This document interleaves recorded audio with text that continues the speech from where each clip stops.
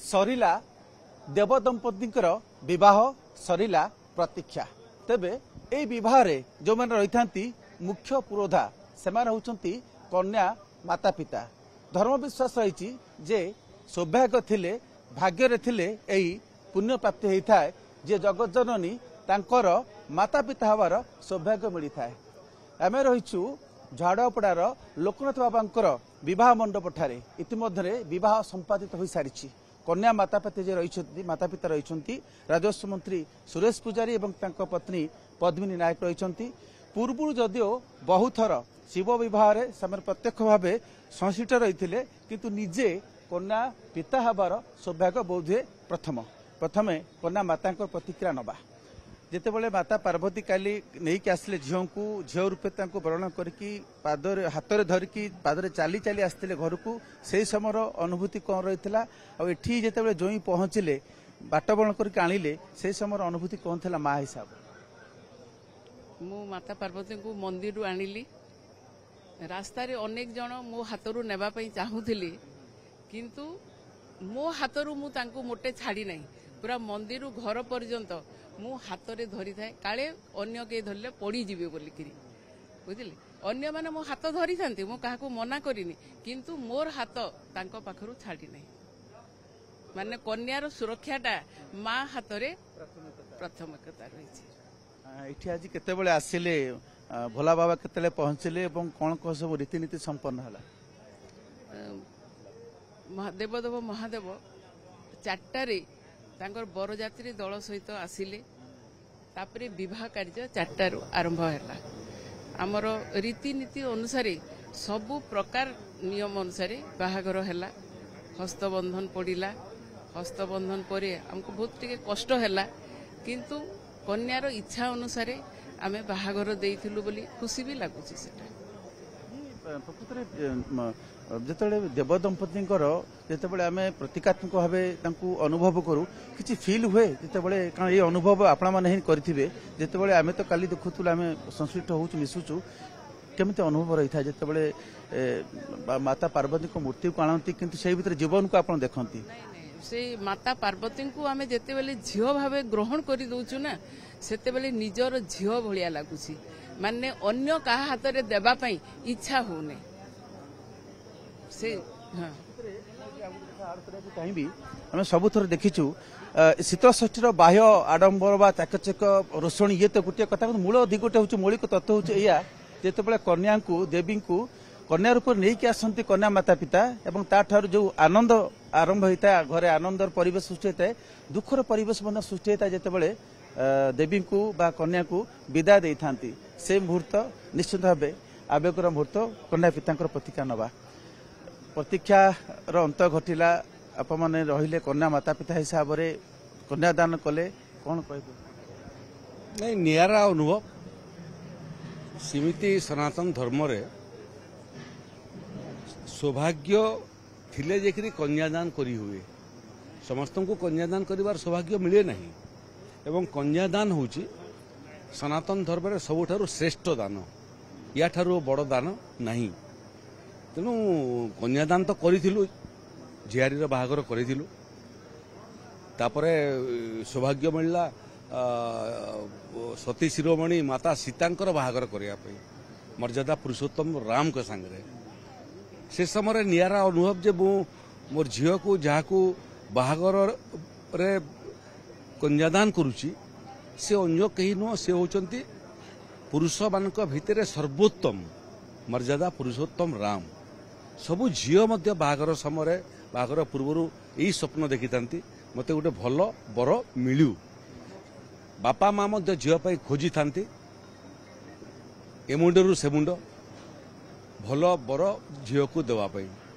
एवं से भितर केते अनुसंधान करथांती जे पिलाटा कौन करुची तार चरित्र कौन बदभ्यास अच्छी ना नहीं केते आय करुची परिवार लोक किमिति अछंती केते इनक्वारी कला पर देई थाए एबे माता पार्वतींकर जे समस्तंकर माँ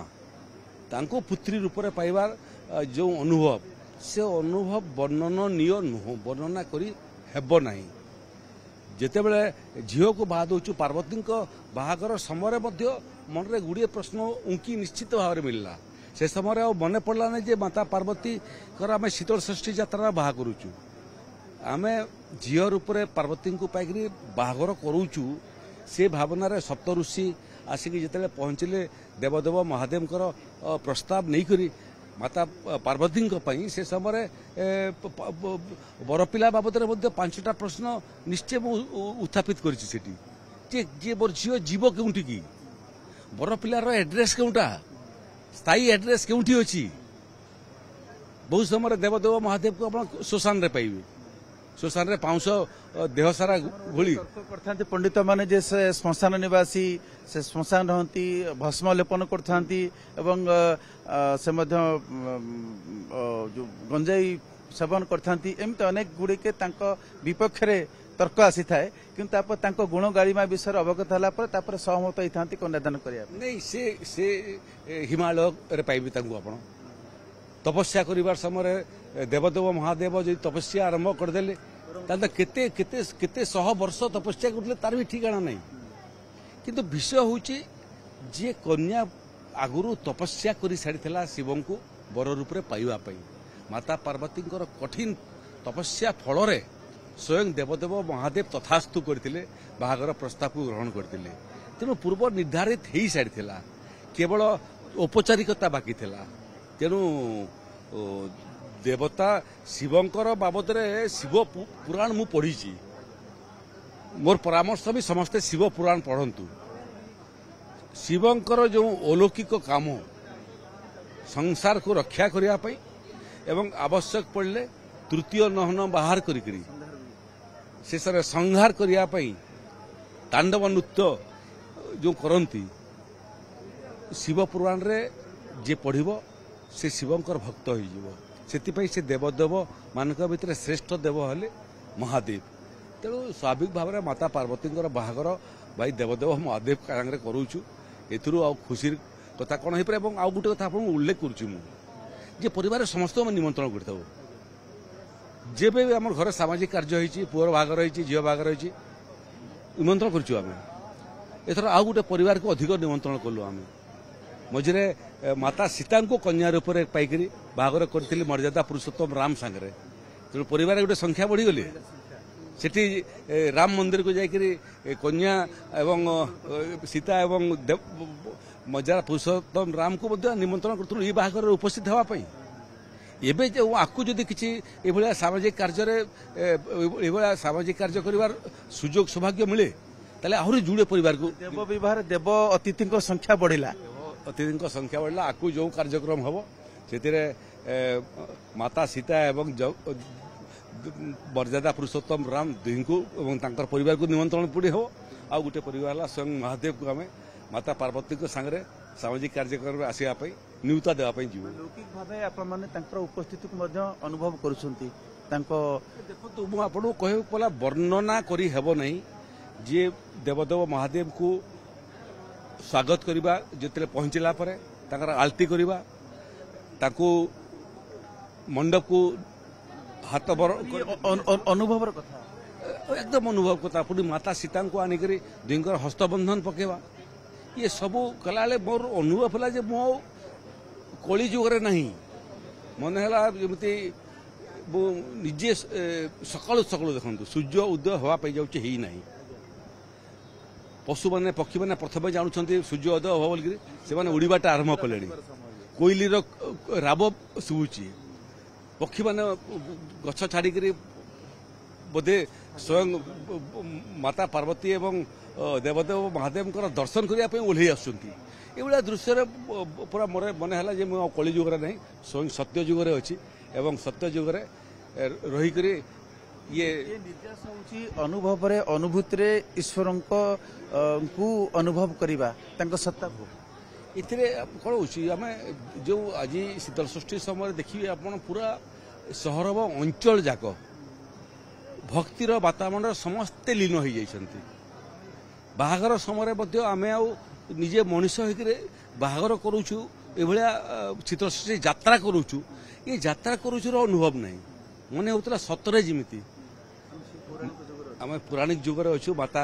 पार्वतींकर पिता हबार सौभाग्य पाइचु एवं देवदेव महादेव को कन्यादान करूँ।